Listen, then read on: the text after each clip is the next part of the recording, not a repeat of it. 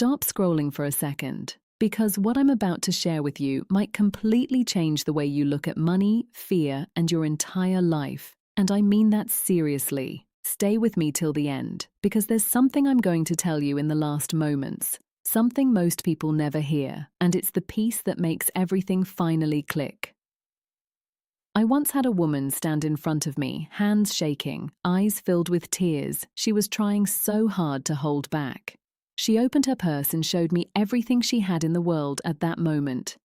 17 cents. That was it. 17 cents between her and complete collapse. But what she said next wasn't weakness. It was awareness. She said, "Every logical part of me is telling me to hold on to this money, but something inside me is screaming that holding on is exactly what's keeping me stuck." And right there, she touched a truth that most people will spend their entire lives avoiding. Fear doesn't just live in your mind. It shows up in your actions, in your decisions, in the way you grip things so tightly, trying to control what you're afraid of losing. And when you grip money like that, when you hold it with tension, anxiety, and panic, you don't protect it, you suffocate it, you cut off its flow, and in doing that, you cut off your own flow.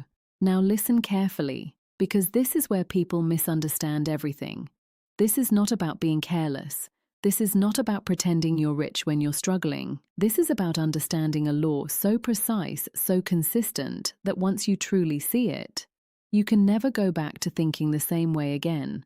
Every single financial decision you make carries energy. And when that decision comes from fear, from panic, from, "What if I lose everything?" you are unconsciously sending a message.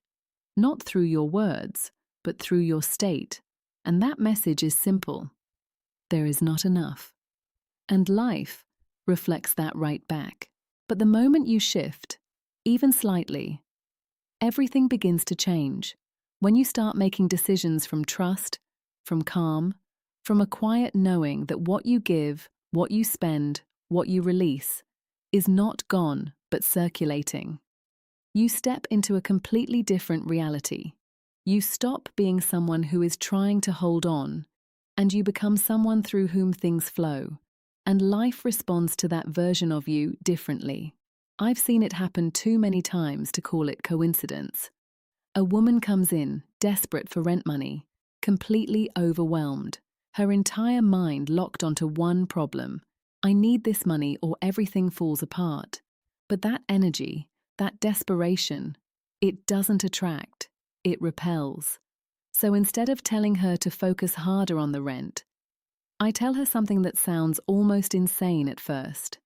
Stop asking for rent money. She looks confused, frustrated even. But then I guide her to something deeper. I tell her to stop focusing on the small, fear-based need and instead step into a larger truth. To say, not as a wish, but as a claim, my supply is always open to me. What is mine is already on its way. No begging, no explaining, no desperation, just certainty. And here's what's fascinating. When that shift becomes real inside her, things start moving.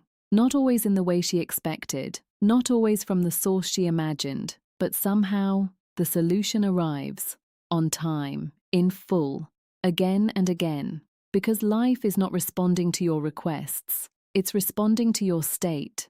Most people are trying to get something from life. But what if that's not how it works? What if everything you want is already in motion, already being arranged, already prepared, and the only thing stopping it from reaching you is the signal you're sending? Think about it. Every thought you repeat, every sentence you casually say, every belief you hold about money, about yourself, about what's possible, it's like placing an order, and most people don't even realize what they're ordering. I can't afford that. Money is hard to make. I never have enough. These aren't harmless thoughts. They are instructions, and life follows them with precision. But the moment you become aware of this, you gain something incredibly powerful: choice. You can begin to shift the way you speak, not just externally, but internally.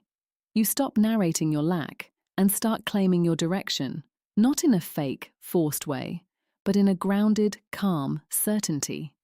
Because here's the truth most people miss. It's not the words alone that matter. It's the feeling behind them. You can say all the right things, repeat all the affirmations, visualize everything perfectly.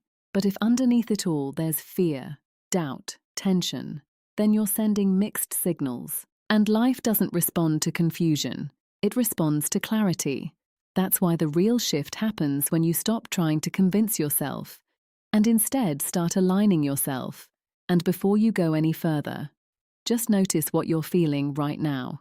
If even a small part of this is hitting you, if something inside you is starting to shift, don't stop here, because what I'm about to share next is the part most people never stay long enough to understand.